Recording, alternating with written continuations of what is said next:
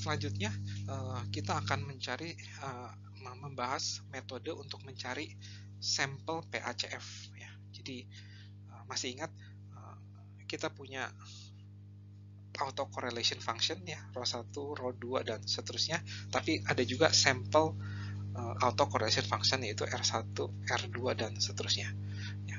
Jadi ini adalah ACF-nya, ACF secara teori, ini ACF secara sampel ya. Begitu pula dengan PACF ya. PACF itu secara teori itu adalah V11, V22 dan seterusnya, tapi ada juga secara sampel ya. PACF sampel namun disimbolkan dengan V juga tapi pakai topi ya. Pakai topi. Seterusnya ya. Dan kita harapkan si V11 topi ya bisa mirip dengan V11 ya, V22 topi mirip dengan V22 ya. Nah, bagaimana mencari V11 topi, V22 topi, dan seterusnya, yaitu dengan menggunakan prosedur yang akan saya bahas sekarang ini. Ya. Nah, ini adalah prosedurnya ya. Prosedurnya agak sedikit rumit, namun tidak terlalu rumit juga ya. Jadi di sini nggak terlalu susah ya gitu. Jadi, nah caranya seperti gimana ya? Jadi prosedur ini tuh seperti algoritma ya. Jadi ya, langkah yang pertama harus kita hitung tuh V11.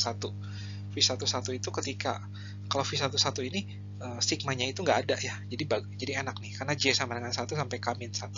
Kalau K-nya itu 1 kan berarti 0, berarti ini tuh nggak ada nih.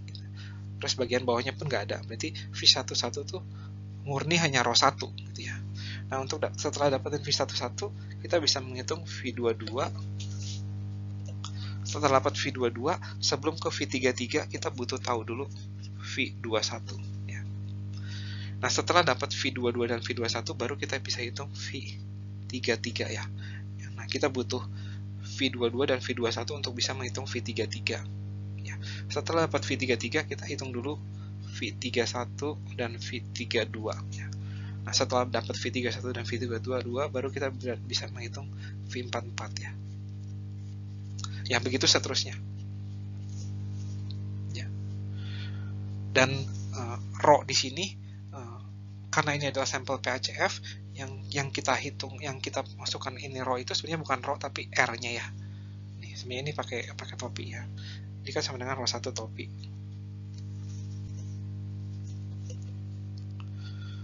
Oke, semoga prosedur ini cukup jelas. Mungkin abis ini kita akan ada contoh nih. Nah, sebagai ilustrasi mungkin saya akan kasih contoh. Jadi V11 itu kan tadi saya bilang hanya row 1 ya. Kemudian saya hitung V22 ya. V22 itu adalah row 2 ya, bagian atasnya itu row 2. Sigmanya dari ketika K-nya itu 2 berarti sigmanya dari 1 sampai 1 ya. 2 ya, K-nya itu sekarang di 2 posisinya, berarti V1 1 ya. Row K-1 ya, berarti ini K-nya itu di 2, J-nya itu di 1, berarti 1 nih. Nah, dibagi 1 dikurangin. Ini adalah V11 ya. Ini adalah row 1. Ya, jadi semoga cukup jelas ya. Dan ini bisa kita substitusikan ini menjadi ya, seperti yang kita sudah pernah dapatkan tadi ini. Nah, tapi sebelum menghitung V33 kita hitung dulu V21 lewat persamaan yang di bawah ya. Yaitu adalah V21 berarti V11 dikurangin V22 ya dikali V K-nya itu saat ini 2 berarti V1 K-nya itu 2, J-nya 1 ya. 1. Ya, ini bisa dihitung ya. Nah, kemudian kita akan hitung V33 sekarang dengan persamaan yang di atas. Berarti row 3 dikurangin. Nah, sekarang sigmanya itu dari J sama dengan 1 sampai 3 min 1, 2. Berarti ada 2 penjumlahan di sini ya. Yaitu V2 1 ya, row K min J. Berarti 3 min 1 row 2 ya. Berikutnya V2 row 1 ya. Bagian bawahnya ininya sama nih, V21 nya sama, tapi ini dibalik. Dan ini sudah kita dapatkan dari atas, ini juga sudah kita dapatkan dari atas, ini sudah kita dapatkan, dan rho pun sudah kita dapatkan, jadi V33 dapat ya. Nah, dari V33 itu kita bisa menghitung V31, yaitu adalah V21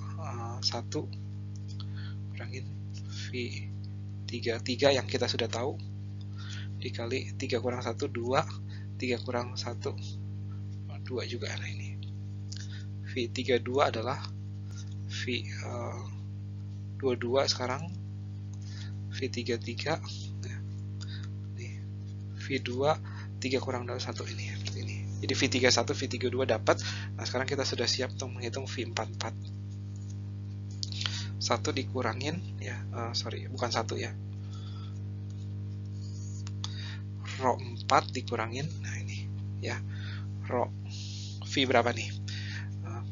K-nya sekarang 4, berarti ini 3 ya. 31, 32, 33 ya. Nih. Bagian bawahnya juga sama nih.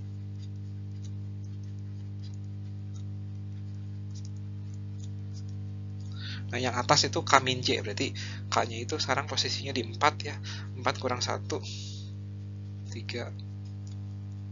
Kalau yang ini naik ya. Nah, kita dapatkan V44. Begitu seterusnya ya, dan prosedur ini bisa kita tidak hitung secara manual ya, kita bisa buat program untuk menghitung ini ya. Jadi di R ataupun di MATLAB ataupun di Maple ya, terserah, kita bisa bikin programnya sehingga kita bisa tidak harus menghitung secara manual ya. Kemudian ini adalah slide terakhir dari subbab ini. Nah, dari subbab ini kita sudah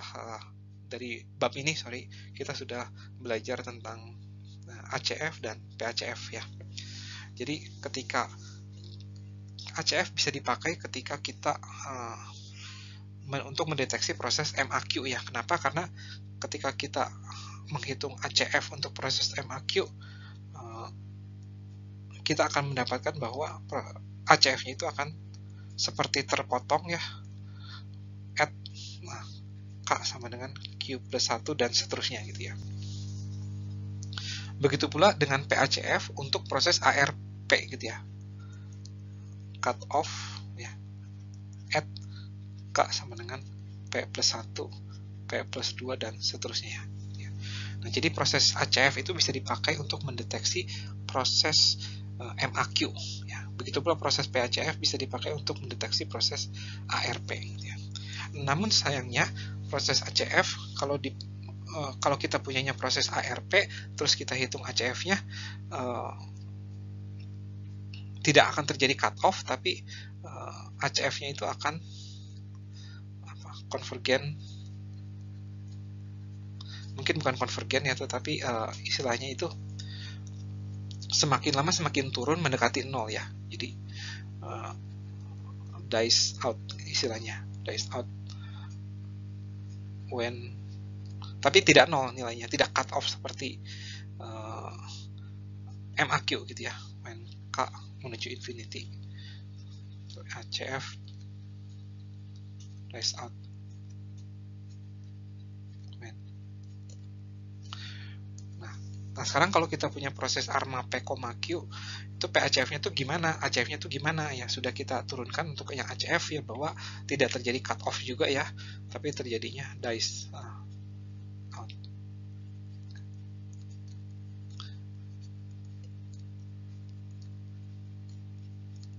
Jadi kalau kita punyanya proses, kita duga bahwa YT itu adalah proses MAQ, ya kita bisa pakai ACF ya untuk mendeteksinya.